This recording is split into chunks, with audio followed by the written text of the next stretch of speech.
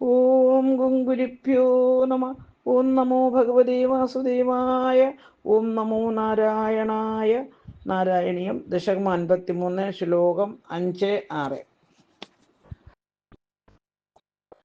സമുദ്യദോധൈനുകപാലനോഹം കഥം പദം തൈനുകമദ്യ കുർവേ ദീപമത്വാ ധ്രുവമഗ്രജേന സുരൗകയോദ്ധാരമജീകരാസ്ത്വം.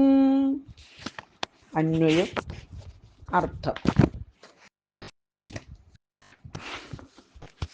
അദ്യ ഇപ്പോൾ, ധൈനുക പാലന ധേനുക സംരക്ഷണത്തിൽ, സമുദ്യത പ്രവർത്തിക്കുന്ന, അഹം ഞാൻ, ധൈനുകം ധേനുകനെ സംബന്ധിച്ച്, വധം കഥം കുർവേ എങ്ങനെ നിർവഹിക്കും, ഇതിയും മത്വാ ഇവ എന്ന് ചിന്തിച്ചിട്ടാണെന്ന് തോന്നും, ത്വം അങ്ങേ, അഗ്രജേന ജ്യേഷ്ഠനെ കൊണ്ട്, സുരഹയോദ്ധാര ദേവ സമൂഹ ശത്രുവായ അവനെ, അജീഘത ധ്രുവം കൊല്ലിച്ചു തീർച്ച.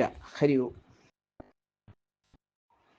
സാരം: ധേനുകങ്ങളെ പാലിക്കാൻ ഉദ്യുക്തനായ ഭഗവാൻ എങ്ങനെ ധേനുകനെ വധിക്കുമെന്ന് കരുതിയാവാം ആ കൃത്യം ബലരാമനെ കൊണ്ട് ചെയ്യിച്ചതെന്ന് തോന്നും. ഹരിവും.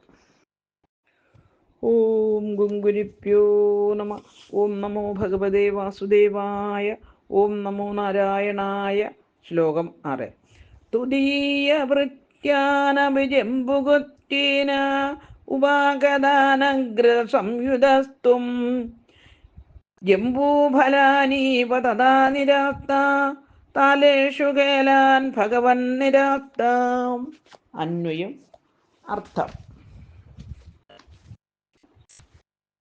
ഭഗവൻ അല്ലയോ ആധ്യാത്മിക തേജസ്സേ, അഗ്രജ സംയുത അഗ്രജനോടും ചേർന്ന്, ത്വം അങ്ങേ, ഖേലൻ കീടിക്കുന്നവനായി, നിരാസ്ത ആസ്ത കൂടാതെ തന്നെ, ജംബുകത്വേന കുറുക്കന്മാരുടെ വേഷത്തിൽ, ഉപാഗതാൻ വന്നെത്തിയ, ത്വദീയ ഭൃത്യാം അവൻ്റെ ഭൃത്യന്മാരെ, ജംബൂഫലാനി ഇവ ഞാവൽപ്പഴം എന്ന പോലെ, താലേഷു താലവൃക്ഷത്തിൽ, നിരാസ്ത എടുത്തെറിഞ്ഞു. ഹരിവും.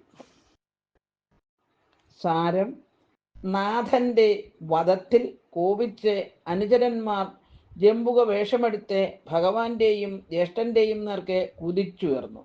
കൃഷ്ണരാമന്മാർ അവരെ എടുത്ത് താലവൃക്ഷങ്ങളിലേക്ക് എറിഞ്ഞു. ഹരിവും.